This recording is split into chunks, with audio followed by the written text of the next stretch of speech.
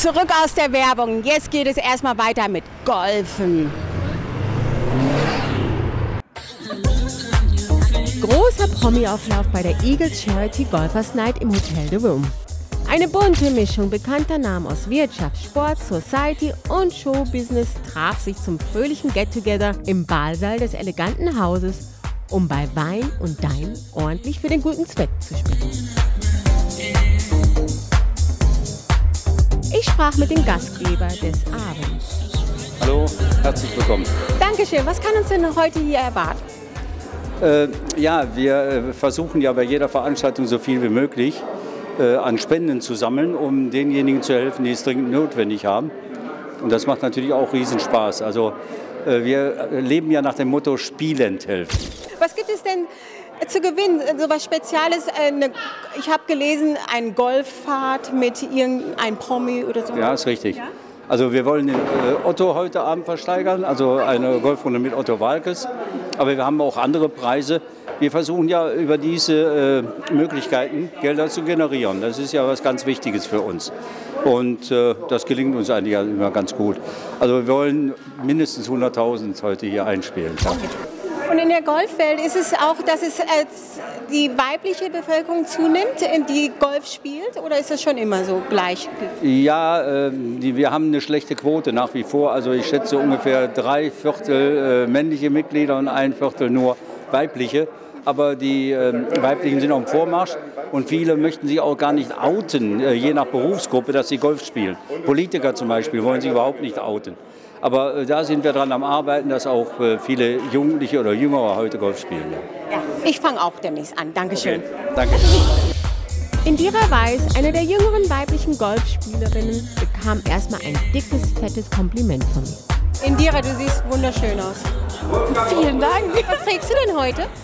Ich trage heute nichts Spektakuläres. Ich glaube sogar, das habe ich heute schon mal getragen.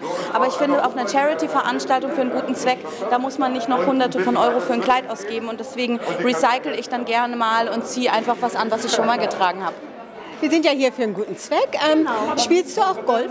Ja, ich bin leidenschaftliche Golferin und ich habe auch schon ein paar Turniere gewonnen. Was für ein Handicap hast du denn so?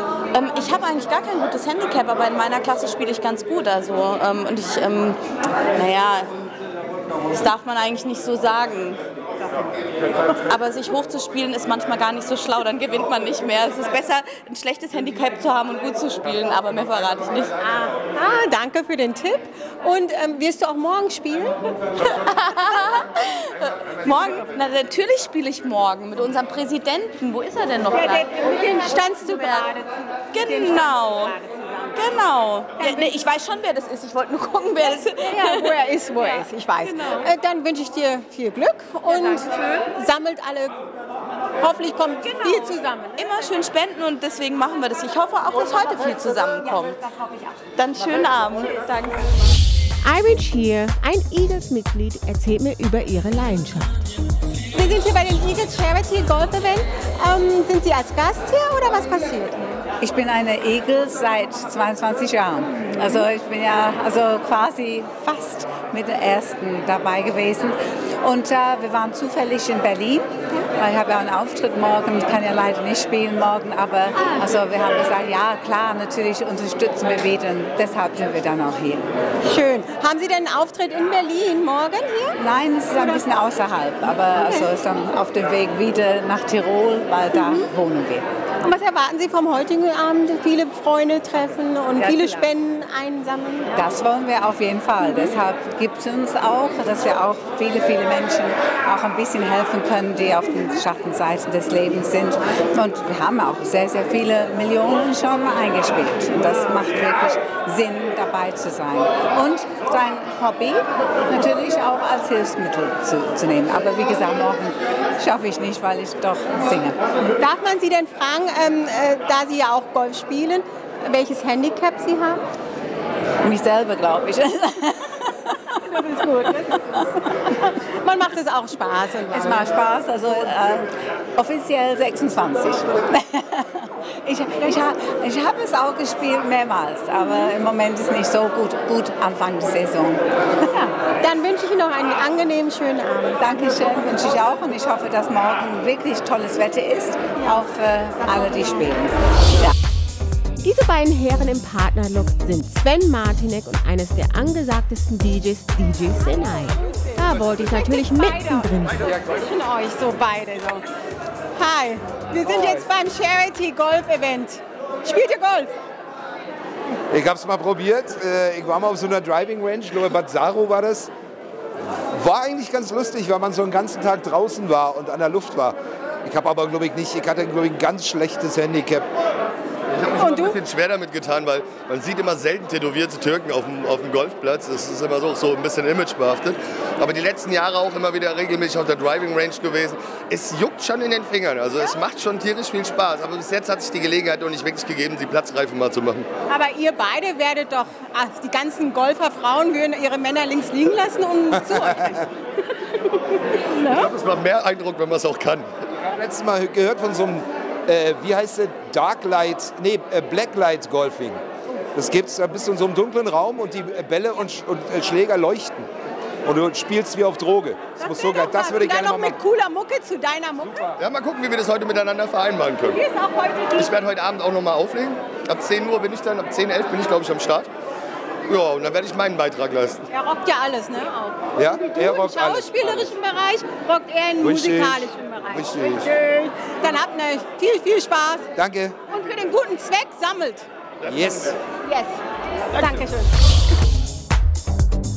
Caroline Ball hatte das passende Kleid zum grünen Rasen an. Ein wunderschönes Kleid an, das passt irgendwie zum Golf Charity Event. Sind Sie als Gast oder?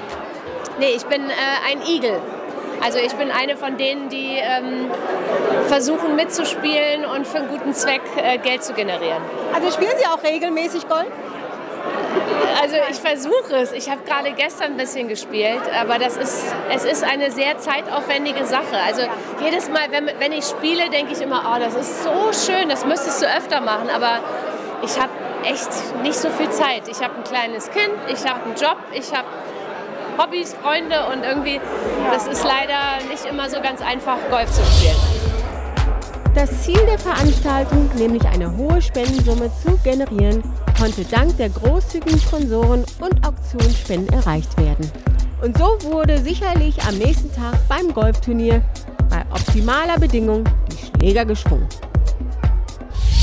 Nun geht es weiter. Jetzt gehe ich zu einer Pressekonferenz von einem feuerspuckenden Drachen. Die Live-Tour zum aktuellen Tabaluga-Album Es lebe die Freundschaft ist in den größten Arenen Deutschlands zu erleben. Im November in der Mercedes-Benz-Arena hier in Berlin.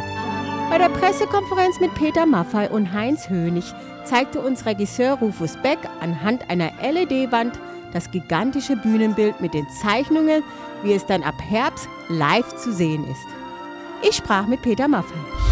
So, jetzt sind wir hier bei der Tabaluga Pressekonferenz. Im November seid ihr hier und ihr zieht durch zigtausende Städte. Erzähl mal, Herr Maffay. Zigtausend sind es nicht, aber es sind 64 Konzerte, also ordentlich was zu tun. Wir spielen ja zum Teil zweimal am Tag. Und ja, und das wird sehr spannend, weil wir ziemlich viele sind, auch sehr unterschiedliche Tänzer, Schauspieler, Musiker, Sänger, Gäste, also 160 Leute, die unterwegs sind. Und das ist ein kleiner Wanderzirkus. Alles in Vorbereitung im Augenblick. Gibt sehr viel zu tun. Und ich klappe jetzt so ein bisschen PKs ab und Trommel für den Herbst. Es gibt ja noch ein bisschen etwas zu tun. Und wir freuen uns, weil es ist ein schöner Trip. Ja. Der letzte liegt ein paar Jahre zurück. 2012 war das letzte Mal. Ja. Hättest du jemals den Erfolg erdacht, den Tabaluga hervorgebracht hat? Das konnte kein Mensch voraussehen. Nein, es gab ein Album, das, frag mich nicht, durch welchen Zufall entstanden ist. Irgendjemand behauptete, es wäre schön, einen Erzählstoff zu vertonen, und dann haben wir mit uns gerungen, kann man, wenn man Rock'n'Roller ist, jetzt Märchenonkel werden und so weiter. Aber dann kam jemand um die Ecke und sagte, es steht in keinem Buch geschrieben, dass man das nicht soll oder darf.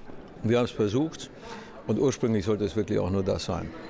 Und dann kamen Leute und sagten, wann macht ihr das wieder? Und ein paar Jahre später wieder. Und irgendwann haben wir gemerkt, dass es eine richtige Bewegung ist. Und inzwischen sind es 4 Generationen, die sich irgendwie mit Tabaluga auseinandersetzen. Wird er denn auch mal älter, der Tabaluga? Nein, diese Drachen werden ganz langsam. Ach ja, die leben ja auch 1000 von Jahren, ne? Genau. Ja, dann freue ich mich darauf, im November euch in Berlin zu begrüßen. Und ich hoffe, ich bin noch mal dabei dann. Ich freue mich, Dankeschön. Gut, gerne, danke. Nach meinem Selfie knüpfte ich mir Arktos, damit meine ich natürlich Heinz Hönig vor. Zum wievielten Mal spielen Sie Arktos? Jetzt dann zum 3. Mal. Zum 3. Mal? Ja. Und wie ist es? Was können wir erwarten? Ja, Großes. Eiskalte Sachen. Nee, ich glaube, das ist eine sehr gute Geschichte wieder geworden. Und die wird um einiges bereichert werden an Tanz, Musik, aber auch an, wie Rufe schon sagte, an technischen Sachen, bühnenmäßig. Also wir sind alle sehr gespannt, sagen wir mal so. Ist das auch für einen Heinz Hönig so ein Kindheitstraum, sowas zu spielen? Ich glaube, das ist für jedes Kind Kindheitstraum oder ein Traum, ja, weil ich mache seit ewigen Zeiten mit Kindern. Ich habe im Gripstheater hier in Deutschland angefangen und das hat sich auch bewährt, weil Kinder sind eines der ehrlichsten Publikums. Kinder sagen, was sie wollen, wie sie was empfinden, und wenn wir auf der Bühne Mist bauen, gehen die auf die Bühne und spielen erstmal so, wie es wirklich sein soll. Das ist sehr gut. Also die Arbeiten zum Arktos, die fangen für mich jetzt schon an. Ich werde sehr viel Training haben und was Spaß macht. Ich habe einen guten Trainer. Wie sieht das Training aus? Was ist das so? Was ist das so? Ach so? Ja, so ist das gar nicht. Nee, das ist einfach früh, einfach trainieren gehen, im Wald laufen, paddeln, Kopftraining, wie immer, viel bewegen, gut essen. Das heißt nicht viel, aber gut. Ja? Dass man dann diese 64-Tage-Tour da durchstehen kann. Ja, es ist ja nun nichts irgendwie absonderlich Neues für mich. Aber das wird eine harte Show werden für uns alle. Und wenn wir die 2-mal am Tag spielen müssen, musst du Kondition haben. Du musst einfach fit sein. Und das ist, finde ich, auch gut. Das ist wieder ein Ansporn. Das schaffen Sie völlig und wir freuen uns auf November in Berlin. Ja, okay. Danke. Ich auch. Danke. Ach ja, Tabaluga. Hochkarätig hat diese Lifestyle-Sendung angefangen, hochkarätig hat sie geendet. Ich hoffe, es hat euch gefallen und sehe euch nächste Woche wieder. Ciao!